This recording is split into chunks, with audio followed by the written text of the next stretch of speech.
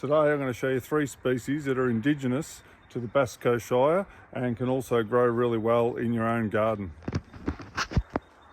Now, first cab off the rank, I have here a Banksia mini marg, a selected form of Banksia marginata from down here in the Bass Coast Shire, and grows to about roughly 1.5 metres high and 1.5 metres wide. Flowers for most of the year, tolerates a wide range of soil conditions, as well as providing plenty of habitat for our local native birds.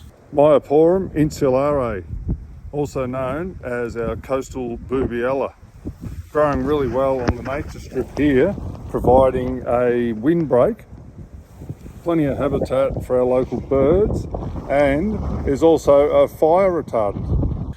This one I have here is Chrysocephalum apiculatum, also known as yellow buttons or everlasting daisies.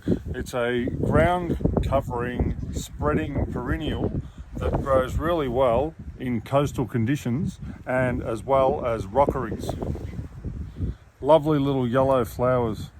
That's it from me. Back to you, Yak Man.